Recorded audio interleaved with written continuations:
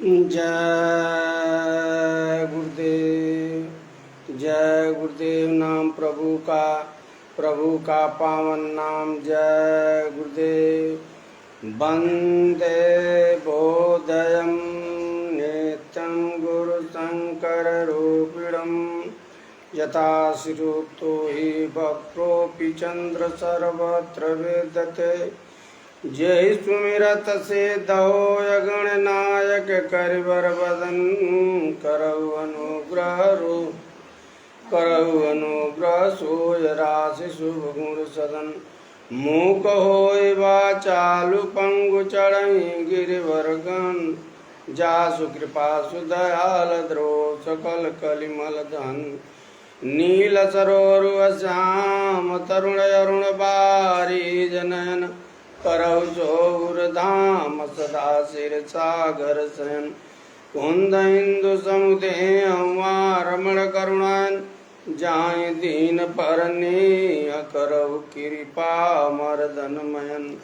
जय गुरुदेव। ईश्वर जीवहि वेद प्रभु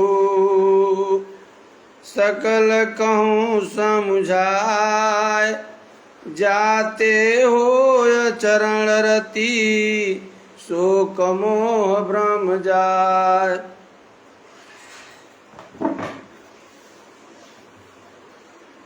ईश्वर जीवहि वेद प्रभु सकल कहूँ समुझाय। जाते हो चरण रति शोक मोह भ्रम जाय। प्रभु समझा रहे हैं कि ईश्वर जीवहि भेद प्रभु। यह जो है कि ईश्वर और जीव के बीच का जो भेद है वो क्या है। जब यह गुरु के चरणों में जाता है चरण रति शोक मोह भ्रम जाए। इसका जब गुरु के पास जाता है और जब गुरु सत्संग सुनाते हैं और सत्संग सुनकर धीरे धीरे अल्पकाल कीजिए सत्संगा यानी अल्पकाल तक जब कुछ दिनों तक जब सत्संग सुनता है जब चरण रति तो उनके चरणों में जाता है और सत्संग जब सुनता है तो शोक मोह गुरु के कृपा से शोक मोह भ्रम जाए। ये सारे शोक मोह दुख ये सारे दूर हो जाते हैं। तो जीव कैसे भूमि परत जिनि ढाबर पानी। जब यह जीव माँ के गर्भ से इस जमीन पर आता है आते ही इसको माया जो है माया के चक्कर में ये पड़ जाता है और पढ़ करके यह जो है परमात्मा को भूलने लगता है।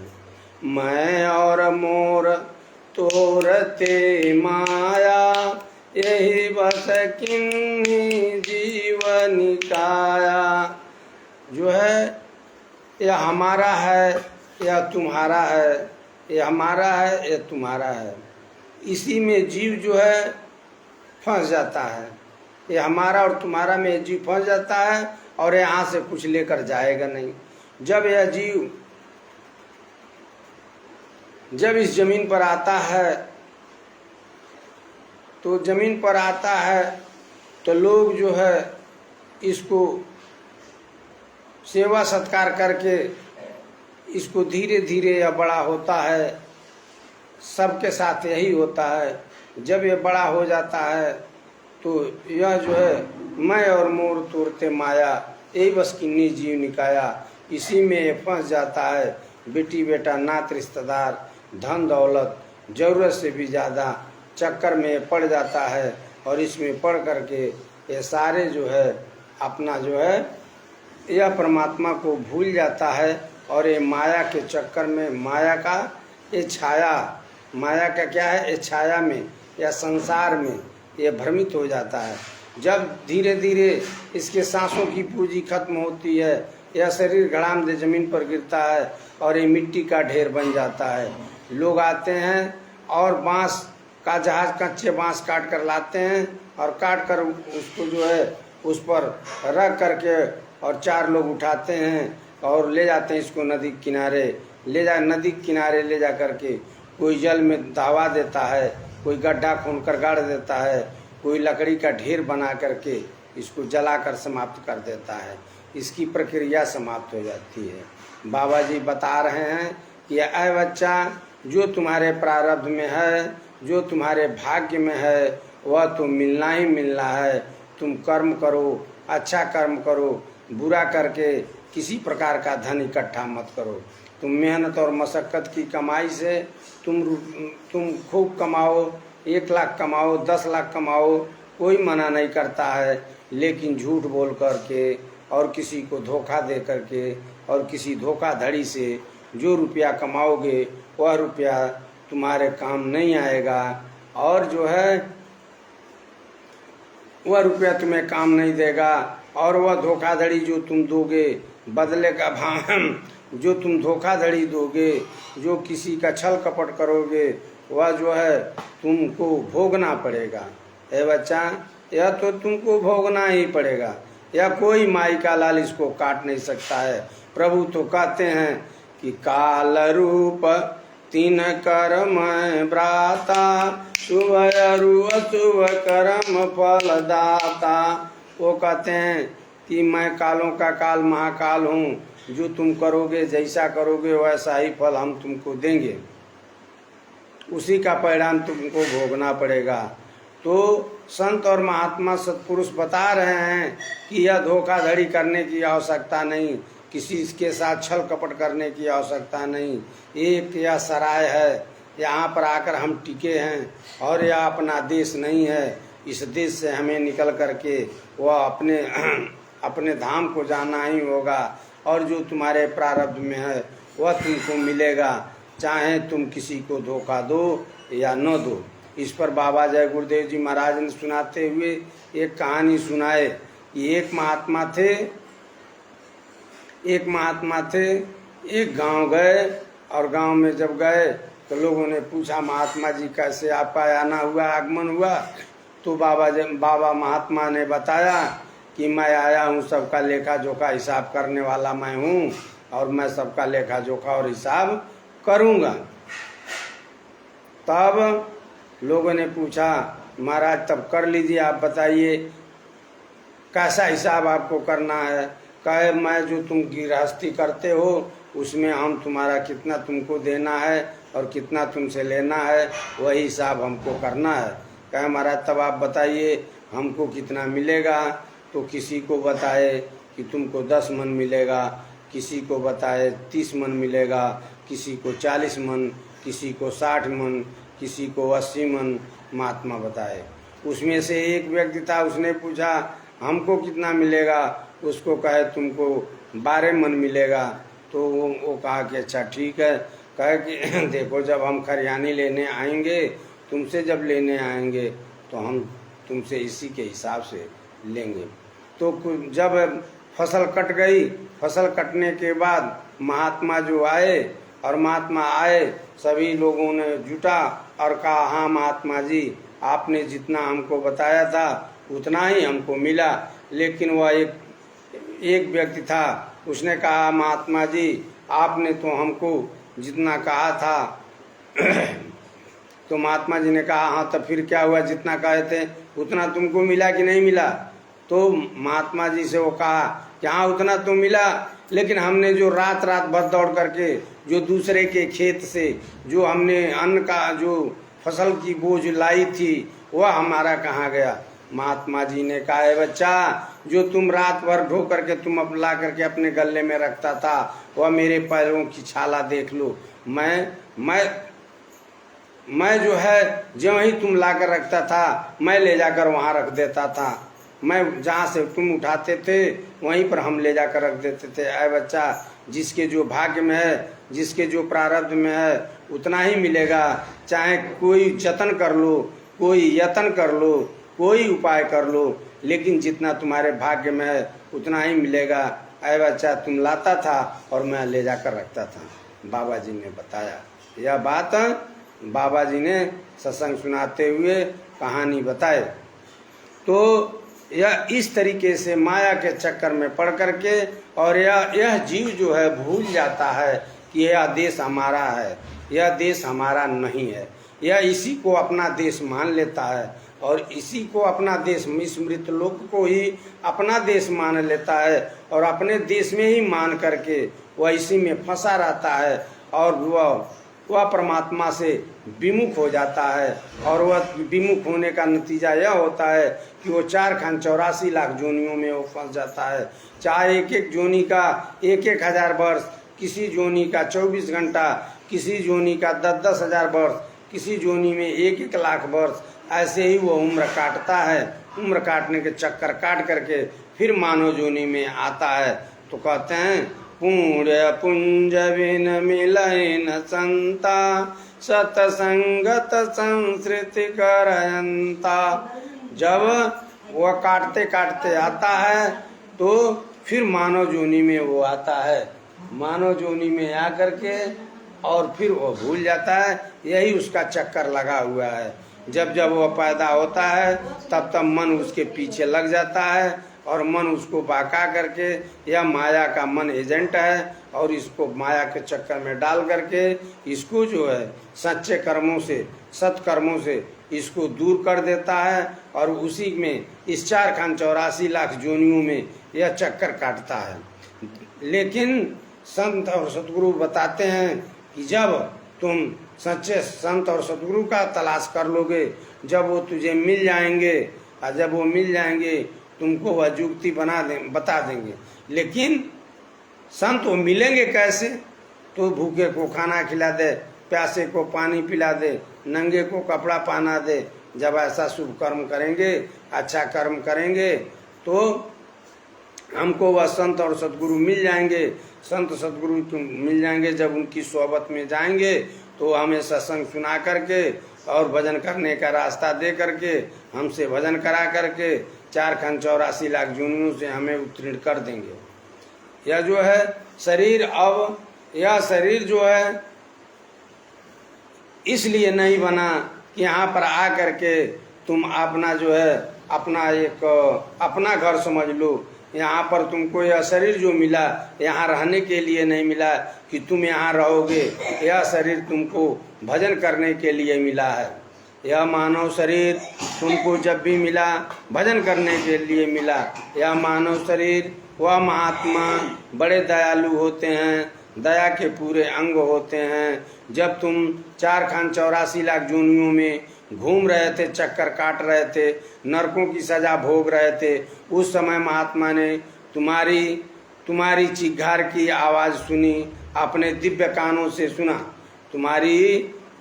तुम्हारी इस जीवात्मा का चिघार अपनी दिव्य कानों से दुखा, अपनी दिव्य आंखों से तुम्हारी वह दुर्दशा, नरकों का दुर्दशा देखा। तब इसने यह उस परमात्मा से प्रार्थना किया कि हे परमात्मा, इस जीव को इस दुख से निकालो और निकाल करके मानव जोनी में भेजो और मैं भी मानव जोनी में रहूँगा और इसको भजन करने का रास्ता बताऊँगा। और जब यह भजन करेगा, अपने घर जाने के लिए जब यह तैयार होगा तो इसके जो है रास्ते में जो भी दिक्कतें और अड़चनें आएंगी उसको मैं सत्संग सुना करके और उस दुख को, अड़चन को मैं दूर कर दूंगा। कौन कहा? उस महात्मा ने कहा जिसकी तीसरी आंखें खुली हुई थी। उसने जो है ऐसा, तो हमारे पास उतना पुण्य नहीं था, हमारे पास और आपके पास उतना पुण्य नहीं था कि हम मानव जोनी में आ सकें। लेकिन वह दयालु महात्मा हैं, दया के पूरे अंग हैं, ताकि उन्होंने दया करके अपने जो है कि अपने प्रार्थना करके, और हमारे पास उतना पुण्य नहीं था, हमारे कर्मों का लेखा जोखा नहीं लिया गया, हमारे और आपके कर्मों का लेखा जोखा नहीं लिया गया और उस परमात्मा ने महात्मा के कहने पर बिना लेखा और जोखा लिए हमको मानव जीवन में भेज दिया।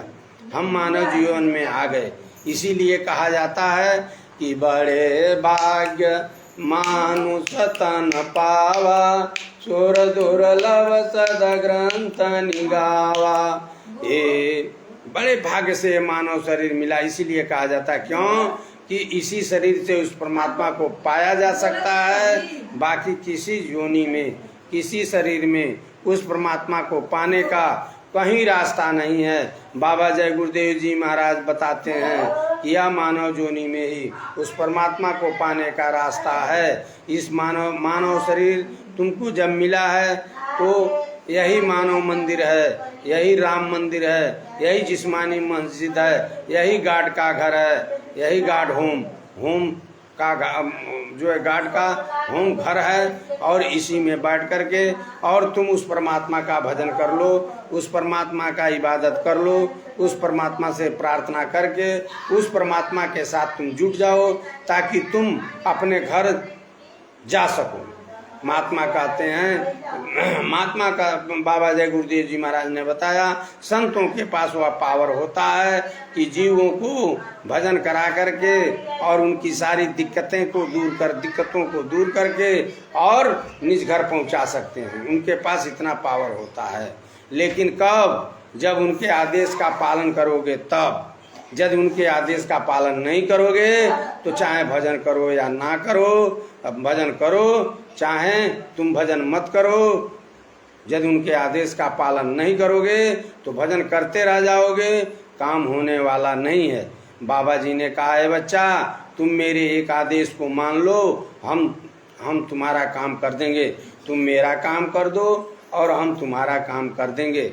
बाबा जी ने कहा तो महात्मा कहते हैं कि ऐ बच्चा, जद गुरु की बातों को जो मान लिया, जो गुरु के बात को मानेगा वो अपने घर जाएगा, जो गुरु के बात को नहीं मानेगा वो 484 लाख जोनियों में जाएगा। जय गुरुदेव। तो इस तरीके से महात्मा का तलाश कर लेना चाहिए। और वह यह काम कौन करेगा? वह जिसकी आंखें दिव्य कान खुली हो, जिसका दिव्य आंखें खुली हो, ऐसे संत और सदगुरु का तलाश कर लेना चाहिए। आज तो जगह जगह पर संत और महात्मा देखने को मिलते हैं। तो कपड़े का नाम महात्मा नहीं है, कपड़े का नाम महात्मा नहीं है, वेशभूषा का नाम महात्मा नहीं है, दाढ़ी का नाम महात्मा नहीं है, चंदन और टीके का नाम महात्मा नहीं है। महात्मा एक अपने सुविचार और अपने अंतःकरण को जो उस परमात्मा से अपने जीवात्मा को जीते जी मिला लेता है और परमात्मा के पास प्रतिदिन जो आता और जाता है, वह जो है कि सच्चा महात्मा है, वह सद्गुरु होता है। ऐसे महात्मा नहीं कि चंदन और टीका लगा लें, सीधा पैसा धोकरी में और चेला जहाँ पोखरी में, ऐसा जो है कि महात्मा नहीं। तो लिखते हैं कि शैले शैले नामारिक्यम नामौतिकम गजे गजे साधो न सर्वत्र न चंदनम बने बने। हर जगह साधु नहीं मिलते। यह संस्कृत का श्लोक बता रहा है कि हर जगह साधु नहीं मिलते हैं। तो आज तो जिधर जाइए रास्ते पर साधु मिलते हैं। यह सस्ता सौदा, यह सस्ता सौदा है। कपड़ा जो है मार्केट से खरीद लीजिए और पहन लीजिए, सफ़ेद नीला पीला काला हरा गेरुआ पहन लीजिए, चंदन खरीद कर दुकान से लगा लीजिए, आप महात्मा हो गए। ये महात्मा, ऐसे महात्माओं से कोई काम बनने वाला नहीं है। बाबा जी कहते हैं कि ऐसे महात्माओं से काम नहीं बनेगा। उस महात्मा की तलाश करो जिसकी जीवात्मा जगी हो और तुम्हें जगा सके।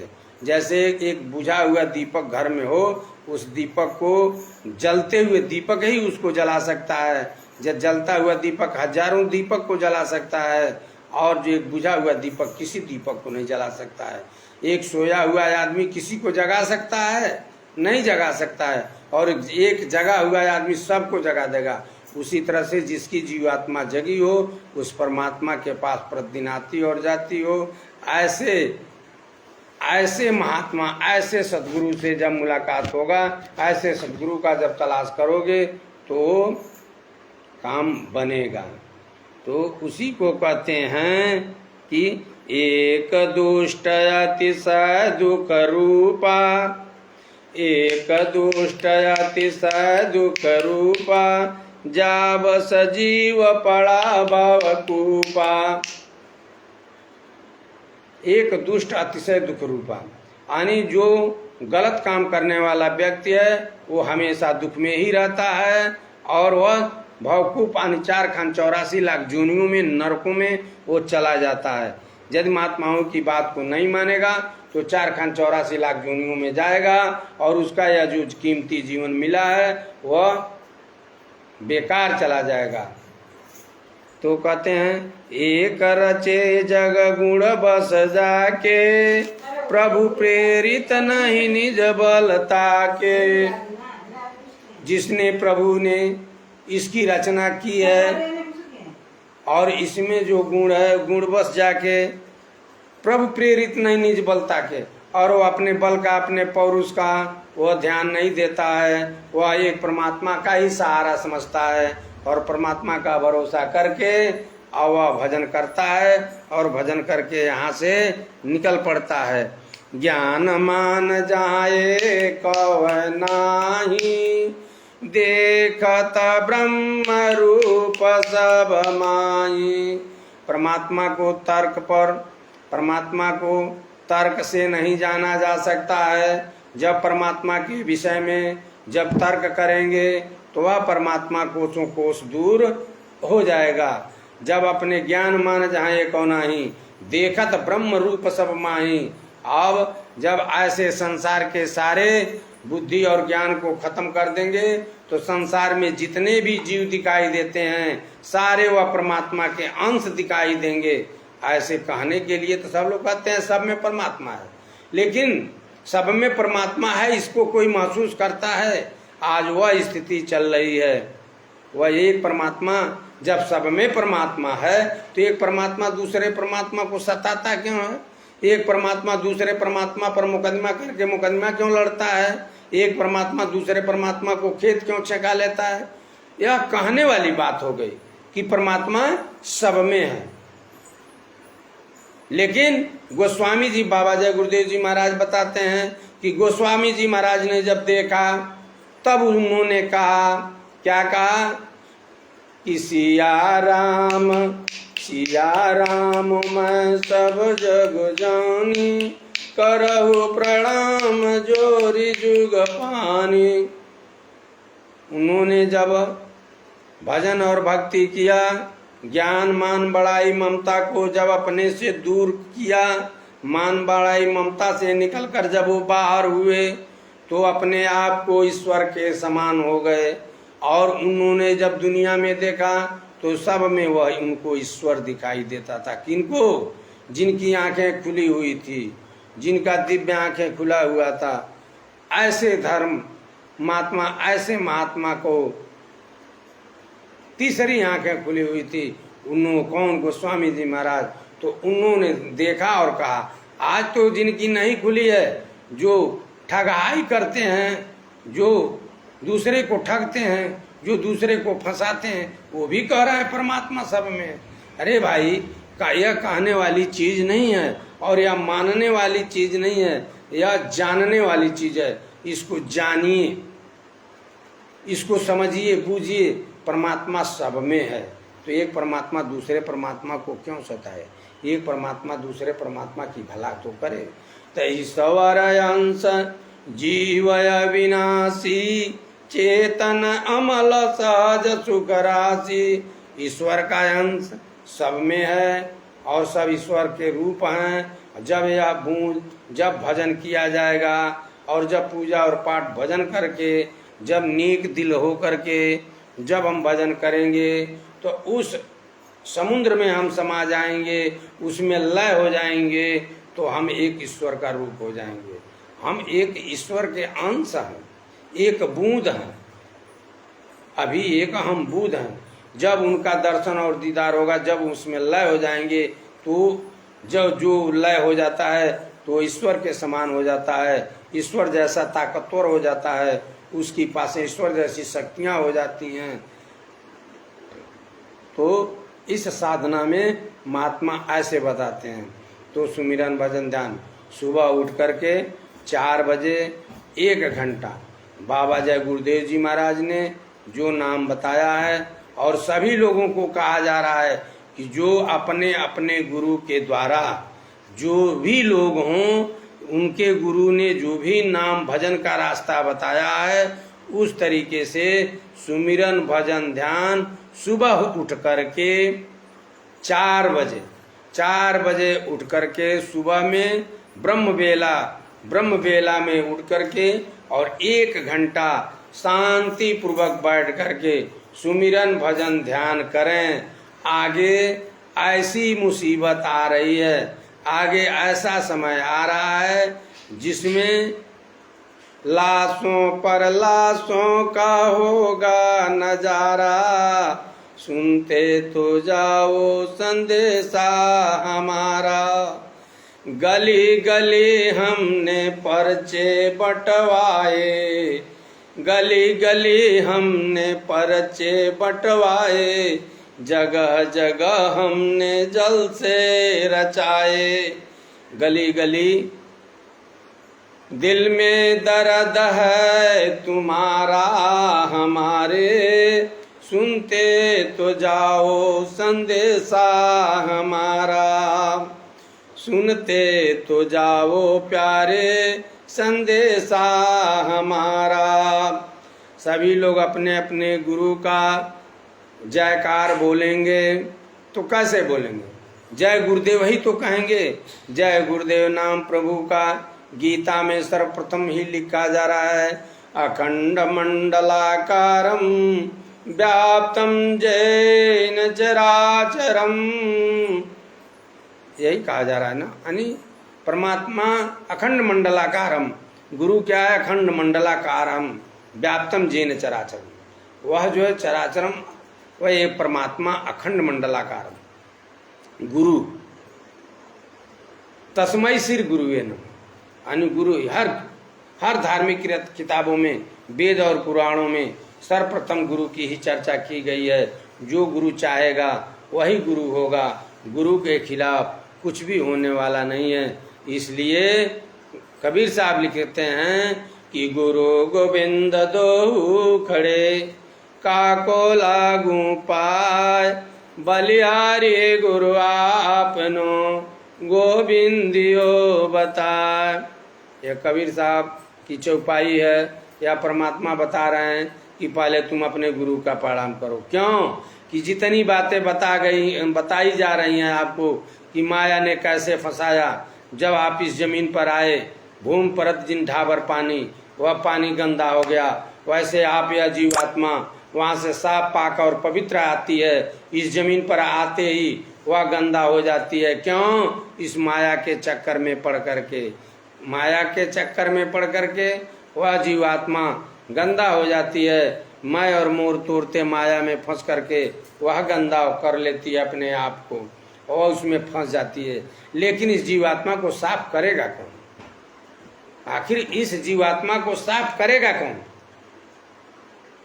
इसीलिए कहा जाता है कि ऐसे संत सतगुरु का तलाश कर लो, जो संत सतगुरु प्रतिदिन उस परमात्मा के पास आते और जाते हों, जो अपनी जीवात्मा को जगा लिए हों। ऐसे संत सतपुरुष का तलाश करके उनके शरण में चले जाओ और उनसे नाम ले करके तुम भजन करो, और जो भी तुम्हें दिक्कतें आएंगी वह सत्संग सुना करके सारी दिक्कतों को वह दूर कर दो। जब उनके सत्संग को सुनोगे तो सारी दिक्कतें दूर हो जाएंगी। इसी को गोस्वामी जी महाराज लिखते हैं कि बिन सत्संग विवेक न होई, राम कृपा बिन सुलभ न सोई। बिना सत्संग का विवेक नहीं होता है। जो भी रामायण में सारी चौपाइयाँ जो भी लिखी गई हैं, इस यूनिवर्सिटी डिग्री कॉलेज में पढ़ करके इसका कोई माई का लाल अर्थ नहीं निकाल सकता है, क्योंकि यह परमार्थी भाषा में है। यह परमार्थी भाषा किसके पास मिलेगा? संत सतगुरु के पास मिलेगा। जब संत सतगुरु के शरण में जाएंगे और उनके पास जब सोहबत में कुछ दिनों तक रहेंगे, जब कुछ दिनों तक रहेंगे और उनका सत्संग सुनेंगे, तो धीरे धीरे परमार्थी शब्दों का ज्ञान हो जाएगा और आप सारी भाषाओं को, आप परमार्थी भाषा को समझ लेंगे। इस वेद पुराण और रामायण का अर्थ आपको समझ में आने लगेगा। ऐसे चाहें कि हम लगा लें अर्थ डिग्री कॉलेज यूनिवर्सिटी में पढ़ करके, तो कोई माई का लाल इसका सही अर्थ नहीं निकाल सकता है। आप बताइए, पूछा जा रहा है कबीर साहब किस कॉलेज में पढ़े थे? कबीर साहब की डिग्री क्या थी? लेकिन बड़े बड़े डिग्री होल्डरों का उन्होंने कलम तोड़ जवाब दिया। उन्होंने कहा कि सब कोई कहे कागज की लेखी, मैं तो कहूँ अखियन की देखी। सब लोगों ने कहते हैं कि अरे तुम लोग तो कागज में जो लिखा है उसको पढ़कर बताते हो, लेकिन मैं तो जो आंखों से देखता हूँ वह कहता हूँ। इसी को गोस्वामी जी महाराज कहते हैं, चितवत पंथ रहूं दिन राती, अब मोहि देखी जुड़ावन चाहती। उन्होंने कहा जब मैंने संत मत पर चला और जब संतों का सेवा किया और जब उनके सोहबत में गए, जब हमने उस जो है कि संयम से रहा, तो हमको वह दिखाई देता है, वो सारी चीजें हमको दिखाई देता है। कौन का?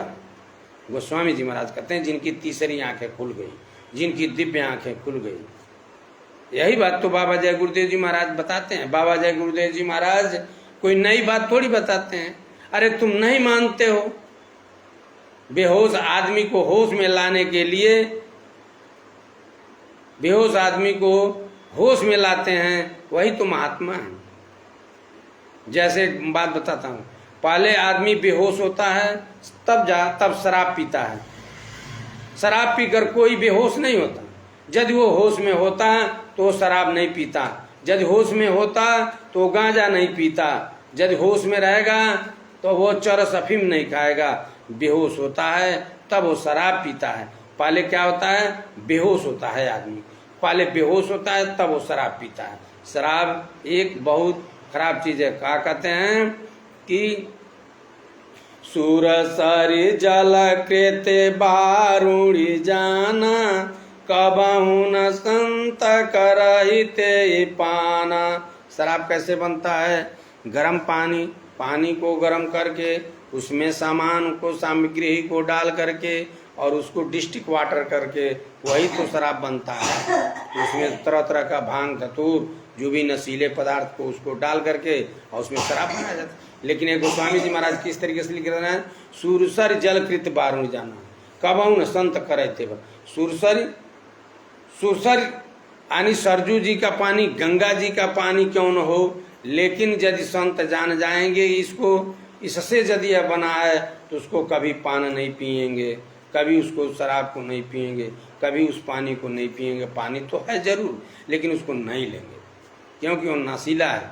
शराब पी करके माँ बहनों का पहचान, बच्चियों का पहचान आंखों से खत्म कर देगा। घर में जाएगा, भांजी का, भतीजी का बाँ पकड़ करके खींच देगा और खींच कर कहेगा तुम भी औरत हो, तुम भी तो औरत हो। ऐसी नशा न करें। बाबा जी ने कहा ऐसी कोई नशा न करें जिससे बुद्धि पागल हो जाए। बाबा जी ने कहा है बच्चा ऐसी कोई नशा मत करना जिससे बुद्धि पागल हो जाए, और तुम महात्मा की तलाश कर लो, और महात्मा की तलाश करके पूरे संत का तलाश करके उनसे भजन नाम का तुम भक्ति का रास्ता ले लो और तुम भजन करो। भजन करके आए बच्चा, यह देश तुम्हारा नहीं है, इस देश से अपने घर को निकल चलो। धाम अपने चलो भाई, धाम अपने चलो भाई, पराए देश क्यों रहना। धाम अपने चलो भाई, पराए देश क्यों रहना। काम अपना करो जाई, पराए काम क्यों फंसना। यहाँ पर 60 साल 70 साल मेहनत करके जो भी ईंट गारा जो भी तुम जुटाओगे, खेती बाड़ी दुकान दफ्तर या कोई तुम्हारे काम नहीं आएगा, यहीं छोड़कर चले जाओगे। जब कोई जाता है यहाँ से, क्या कोई एक ईंट या कोई 2-4 डिसमिल का दस्तावेज उनको दे देता है कि भाई पापा पिताजी बड़ी मेहनत किए हैं, इनको दे दो, ये लेकर जाएं? नहीं देता है। क्यों? कि किसी ने उनको नहीं दिया तो भला किसी को क्यों देंगे। यहाँ से यहाँ जो जहाँ का सामान है वहीं छोड़ देना पड़ेगा जाते समय। तुमसे जबरदस्ती या काल भगवान जिसका यह देश है वह जबरदस्ती तुमसे वह सामान रखवा लेगा। जो यह मिट्टी की शरीर तुम देख रहे हो, ये मिट्टी का शरीर भी तुमसे यहीं रखवा दिया जाएगा, ये भी तुम्हारे साथ नहीं जाएगा। केवल अंदर जो ईश्वर का अंश जीवात्मा बैठी हुई है वही केवल जाएगी। वो भी जब तुम भजन करोगे तो अपने घर को पहुंच जाएगी। जब भजन कर नहीं करोगे तो इसमें से निकाल करके 4 खान 84 लाख जोनियों में डाल दिया जाएगा। आए बच्चा, इससे बचने के लिए एक ही उपाय है कि तुम सुमिरन भजन ध्यान करो। आगे समय बहुत खराब आ रहा है, लाशों पर लाशों का होगा नजारा, सुनते तो जाओ संदेशा हमारा। ये कौन कहा? बाबा जय गुरुदेव जी ने महाराज ने कहा। बाबा जय गुरुदेव जी महाराज ने 1969 में कहा है, बच्चा तुम यहाँ से कानपुर में यहाँ से तुम चिड़िया की तरह से उड़ जाओ। अब तुम 1971 में बाबा जी ने कहा तुम 70 में यहाँ से तुम चिड़िया की तरह से निकल जाओ। अब युद्ध होने वाला है, अब युद्ध होगा। पूर्वी पाकिस्तान खत्म। किसने कहा? उस महात्मा ने कहा जिसकी दिव्य आंखें खुली हुई थी। वह महात्मा ने कहा पूर्वी पाकिस्तान खत्म। उन्होंने पूर्वी पाकिस्तान 1971 में युद्ध हुआ और पूर्वी पाकिस्तान खत्म हो गया। वो जय बंगला बंगला बन गया। अब उसके बाद बाबा जय गुरुदेव जी महाराज ने कहा, अरे बच्चा अब कुछ दिनों तक युद्ध नहीं होगा, कुछ दिनों के बाद एक भयंकर युद्ध होगा जो पूरे विश्व में कोहराम मच जाएगा, जो पूरे विश्व में मानव में कोहराम मचेगा और सारे मानव खून का प्यासा होंगे और उसमें जान बचाना होगा भारी। उसमें अपनी अपनी जान को बचाना भारी पड़ेगा। सभी देश आपस में लड़ जाएंगे, जिसमें पाकिस्तान भी भारत पर हमला करेगा। और जब पाकिस्तान हारने लगेगा तो चीन के द्वारा दिया हुआ कीटाणु बम हिंदुस्तान पर छोड़े, इस भारत पर छोड़ेगा। और भारत में जो भी मांस लाठियों में टांग करके और हर जगह बाजार में जो मांस टांग करके बेचे जाते हैं, जो चमड़े टांग कर उतार करके जो मांस टंगा होता है, उस पर वह कीटाणु हमला करेंगे और उस मांस को जो खाएगा वह मरने लगेगा, वह मरने लगेंगे। बाबा किसने कहा? बाबा जय गुरुदेव जी महाराज ने कहा। जिसने भविष्य की बातों को जानता है, जिनकी तीसरी आंखें खुली हुई थी, जिनकी दिव्य आंखें खुली हुई थी, उन्होंने इस बात को चेतावनी दिया, हमको और आपको समझाया, हमारे और आपके हक की बात बताया।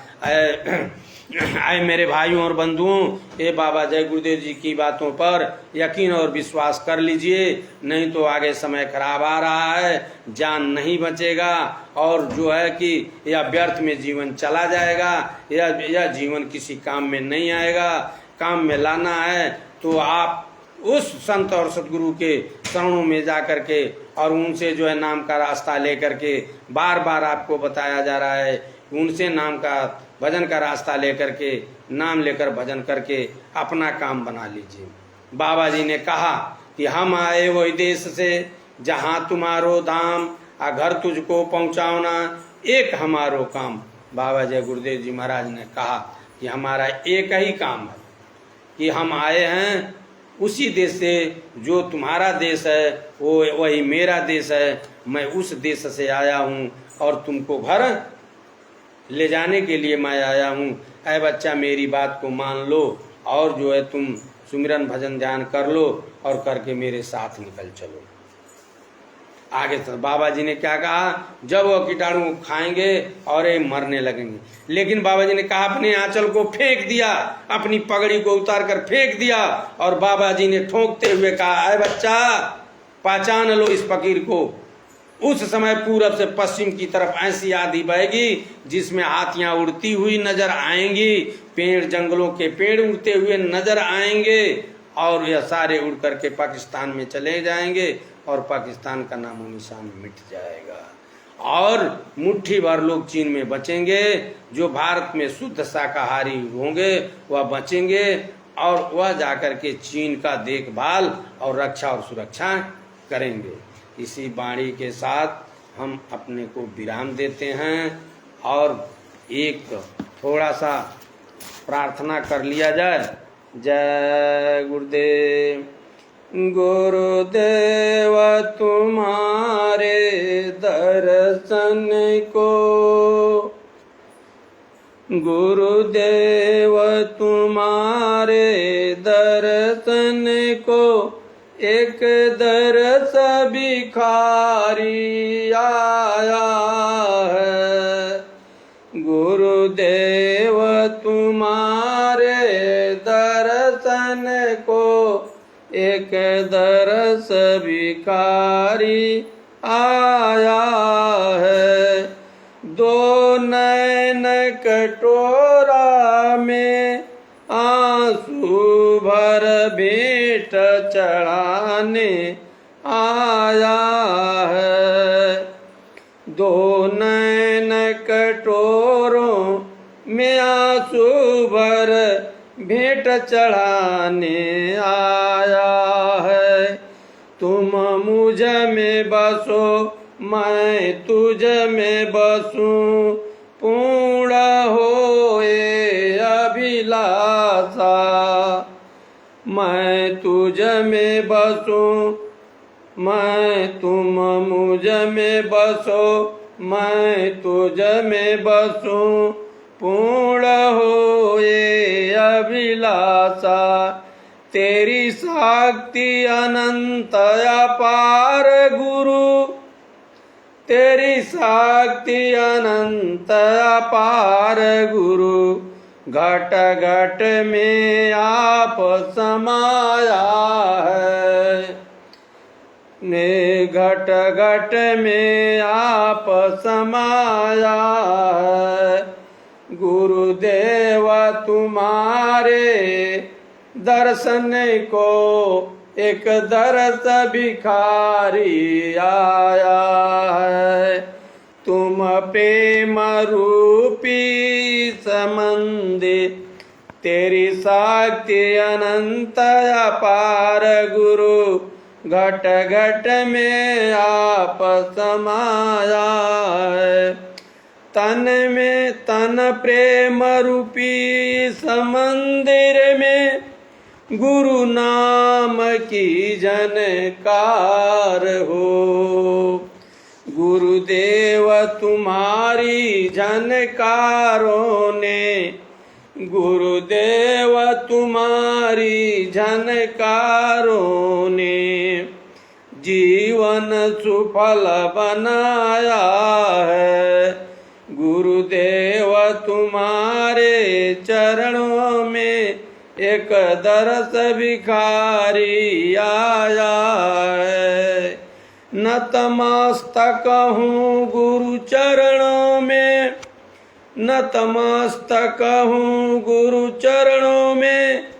मन सुमिरन में यह लगता रहे, इसे अटल रखो गुरु निज चरणों में।